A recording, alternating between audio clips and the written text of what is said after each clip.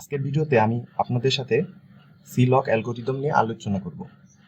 এটি মূলত আমার এই রিস্ক শিডিউলিং অ্যালগোরিদমের উপরে লাস্ট ভিডিও।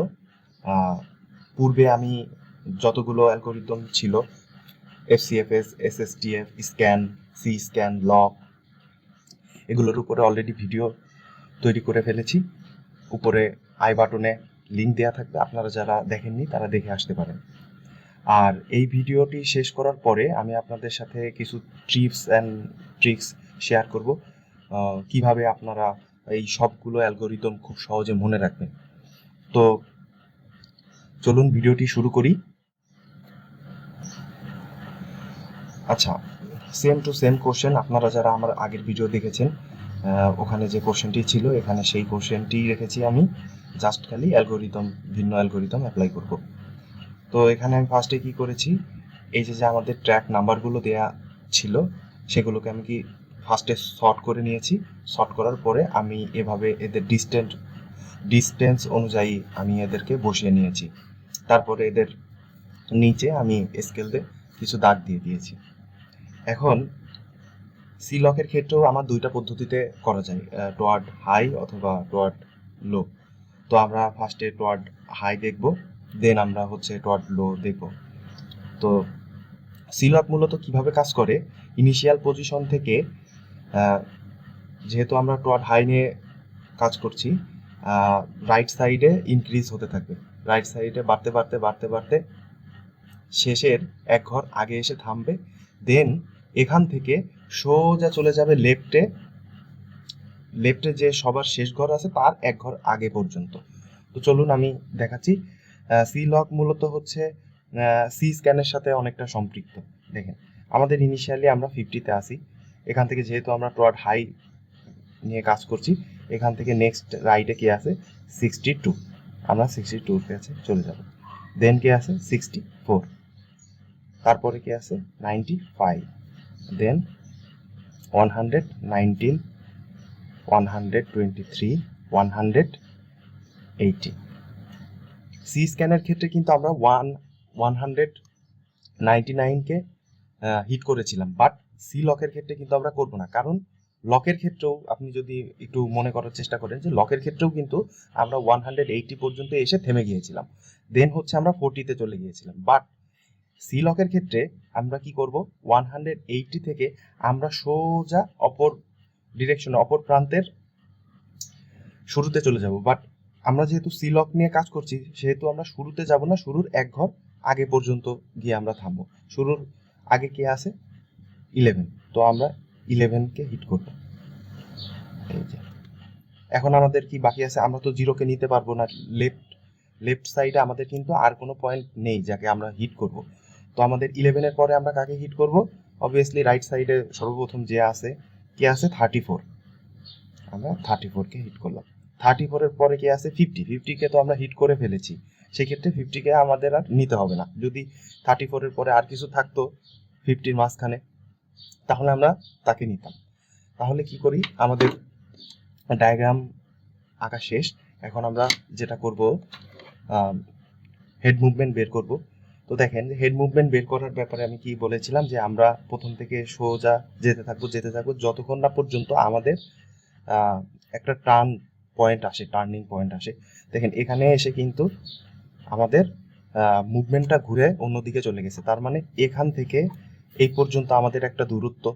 আবার এখান থেকে যদি আমি যেতে শুরু করি, কারণ এখান থেকে এখানে আসতেও তো একটা সময় লেগেছে, তার মানে এই দূরত্বটাও আমাকে নিতে হবে।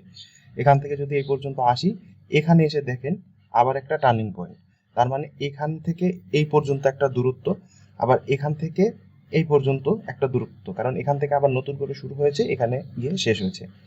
তাহলে 180 থেকে যদি আমরা 50 বাদ দিই তাহলে আমরা এই দূরত্বটা পেয়ে যাব। তাহলে আমাদের কত হবে 130। আবার 11 থেকে 180 এই পর্যন্ত যদি আমরা দূরত্ব বের করি তাহলে আমাদের হয় 169। আর 11 থেকে 34-এর দূরত্ব হয় 23। এখন এই দূরত্বগুলো আমরা যোগ করে দিলেই আমাদের টোটাল হেড মুভমেন্ট পেয়ে যাব। কিন্তু দেখেন আমাদের কোশ্চেনে কিন্তু বলা আছে total number of track movement. Total number of track মুভমেন্টও যে কথা, টোটাল নাম্বার অফ হেড মুভমেন্টই একই কথা। আমি কিন্তু এই কোশ্চেনে এখানে কিন্তু এই যে কোশ্চেন পড়ি নাই, তারপরে হচ্ছে কিভাবে সলভ করেছি এগুলো দেখাইনি। এগুলো কিন্তু আমি পূর্বের যে প্রথম দিকের যে ভিডিওগুলো এফসিএফএস, এসএসটিএফ, স্ক্যান, এগুলোতে অনেকবার দেখিয়েছি, যার কারণে ভিডিও বড় করব না বিধায় আমি এগুলো দেখাইনি। যদি কেউ নতুন থাকেন যে না এই ভিডিওটাই প্রথম দেখছেন, সে অবশ্যই আমার প্লেলিস্টের প্রথম ভিডিওগুলো দেখবেন। উপরের আই বাটনে ভিডিওর লিঙ্কগুলো দেওয়া থাকবে। তো টোটাল হেড মুভমেন্ট কি হবে আমাদের? টোটাল হেড মুভমেন্ট ইকুয়াল এই যে দূরত্বগুলো আমরা বের করলাম এগুলো আমরা যোগ করে দিব। 130 প্লাস 169 প্লাস 23, এগুলো যোগ করলে আমাদের হয় 322। সিক টাইম তাহলে কি হবে? আমরা জানি সিক টাইম সমান সমান total head movement into time per track. এই যে আমাদের কোশ্চেনে যে সময়টা উল্লেখ করা থাকবে, তাহলে আমাদের সিক টাইম কি হবে? টোটাল হেড মুভমেন্ট আমরা মাত্র বের করলাম 322 ইন্টু 0.2 মিলি সেকেন্ড। এটাকে আমরা যদি গুণ করি 64.4 মিলি সেকেন্ড। এখন আমাদের কিন্তু টোয়ার্ড হাই এই পদ্ধতিতে করা শেষ। এখন আমরা দেখব টোয়ার্ড লো। তো টোয়ার্ড লো এর ক্ষেত্রে কি হবে? আমাদের ইনিশিয়াল পজিশন থেকে আমরা লেফটের দিকে অগ্রসর হব। তো আমার ইনিশিয়ালি আমরা আছি 50-তে, লেফটে আমাদের প্রথমে কি আছে 34, তাহলে আমরা 50 থেকে 34 একটা কানেকশন দিয়ে দিব। তারপরে লেফটে কি আছে 11, আমরা 11কে নিয়ে নিলাম। এখন আমাদের লেফটে কি আছে 0, আমরা কি জিরোর কাছে যাব? আমরা জিরোর কাছে যাব না। আমরা যদি স্ক্যান অ্যালগোরিদম নিয়ে কাজ করতাম বা সি স্ক্যান নিয়ে কাজ করতাম, সেই ক্ষেত্রে আমরা জিরোকে হিট করতাম, বাট আমরা এখন জিরোর কাছে যাব না, কারণ আমরা সি লক নিয়ে কাজ করছি। তো এখন কি হবে?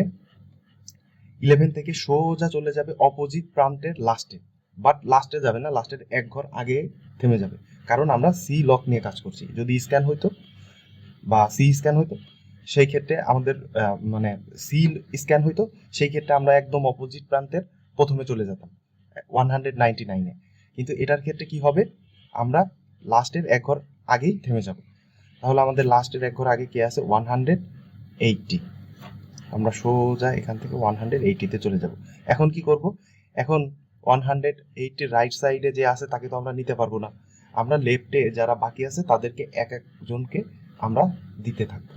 তাহলে লেফটে কি আছে 123, তার লেফটে কি আছে 119, তারপরে আছে 195, তার লেফটে আছে 64, এর লেফটে আছে 62, তার লেফটে আছে 50কে আমরা দিব না, কারণ 50কে আমরা প্রথমেই হিট করেছি।